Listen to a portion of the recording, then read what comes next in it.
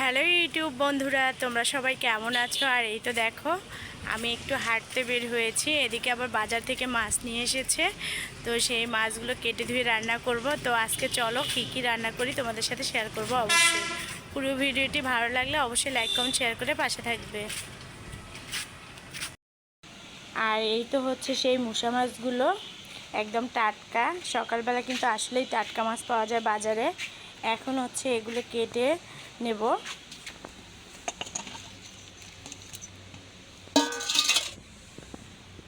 আজকে কিন্তু এগুলোই রান্না হবে।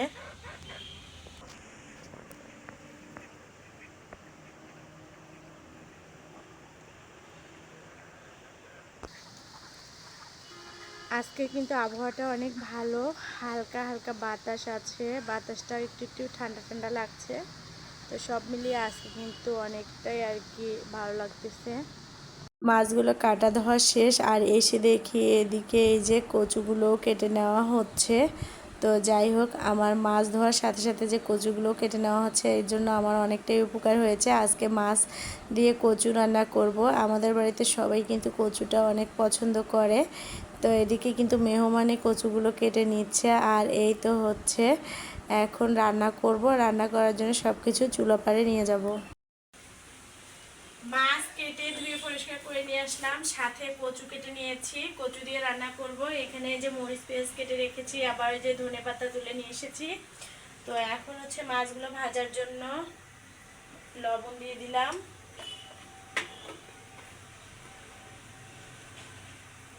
হালকা করে হলুদের গুঁড়ো দিয়ে দেব।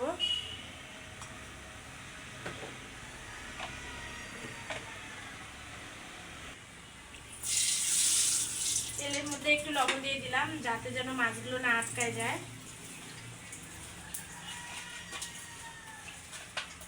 আজকে কিন্তু দুপুরের জন্য এগুলোই। তো কাঁচা মাছ আসলে এগুলো একটু কাটা বেশি খেতে চায় না, তো ভাবলাম যে হচ্ছে ভেজে রান্না করি।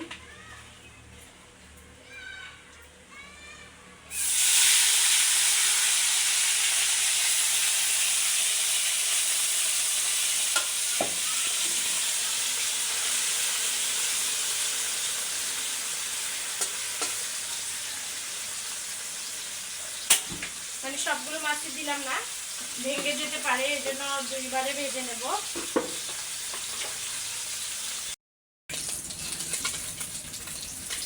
মাছগুলো কিন্তু আমার এই যে ভাজা হয়ে গেছে। তো এই মাছগুলো ভেজে রান্না করলে কিন্তু আসলে বেশি ভালো হয়, কারণ কাটা কাটা লাগে। যারা আসলে মুসা মাছটা বেশি খেতে পছন্দ করেন না, তারা কিন্তু এরকম মুসমুসে করে ভেজে নিয়েও সবজি দিয়ে রান্না করতে পারেন, খেতে কিন্তু আসলে অনেকটাই ভালো লাগে। তো এখন হচ্ছে আমি মাছগুলো তুলে নেব।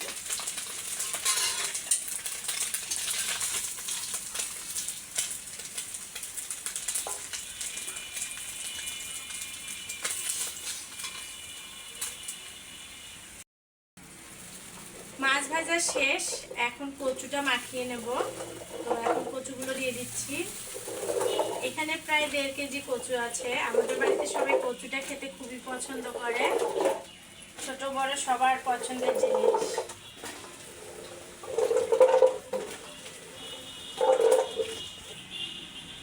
ঝাল ঝাল করে রান্না করব, তার জন্য এখানে কাঁচামরিচের ফালি অনেকগুলো দিয়ে দিলাম, তার সাথে একটু বেশি করে পেঁয়াজ। আমি যেভাবে রান্না করি প্রতিদিন, সেগুলোই আসলে আপনাদের সাথে মানে শেয়ার করি। আমি জানি না আপনাদের কাছে কেমন লাগে।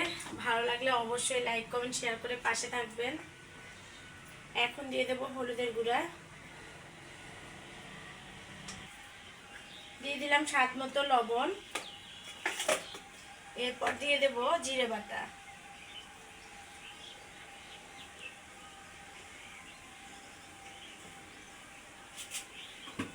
এখন এগুলো হচ্ছে একটু উল্টে পাল্টে নেব।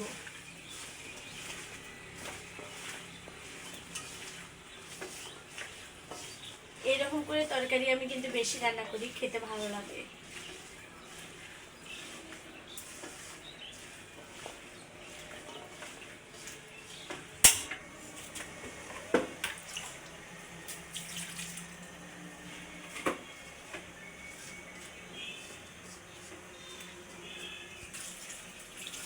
এখন হাতটা ধুয়ে আমি হচ্ছে ঝোল দিয়ে দিচ্ছি। আসলে যতটুকু লাগবে ততটুকু দিয়ে দেবো।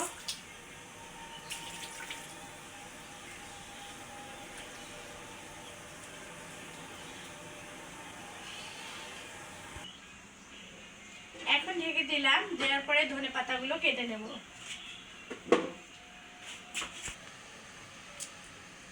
এই যে ধনেপাতাগুলো কেটে নিচ্ছি। আমার কাছে এই ধনেপাতাগুলো খুবই ভালো লাগে, যেহেতু এখন দেশি ধনেপাতার সিজন নেই, এই ধনিয়া পাতাগুলোই হচ্ছে তরকারিতে ব্যবহার করি আমি সব সময়।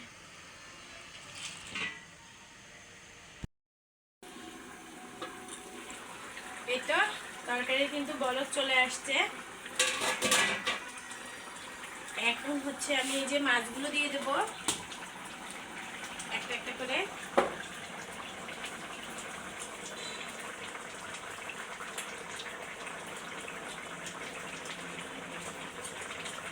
এরকম করে আসলে রান্না করলে খেতে কিন্তু অনেকটাই মজা লাগে। মাছগুলো কিন্তু দেওয়া শেষ হয়ে গেছে।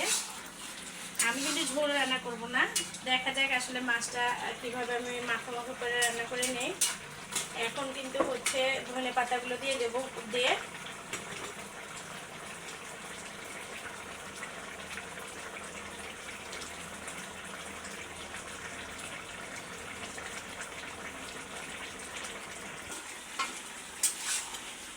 গ্রামের মানুষ বুঝছেন, সবজি যখন যেভাবে পারি মাছ দিয়ে রান্না করি। আমাদের কাছে কিন্তু সবজি দিয়ে মাছটা বেশি ভালো লাগে, তো শহরের মানুষটা একটু কষা মজাটা বেশি খায়। তো যাই হোক, আমি বললাম না যে প্রতিদিন যে রান্নাগুলো করি সেগুলোই কিন্তু তোমাদের সাথে শেয়ার করি। এখন হচ্ছে ঢেকে দেবো।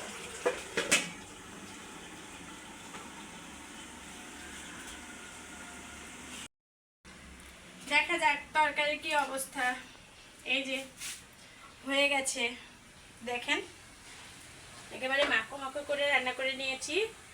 তো আজকে শুধু এটাই রান্না। সবাই ভালো থাকবেন, সুস্থ থাকবেন। আল্লাহ হাফিজ।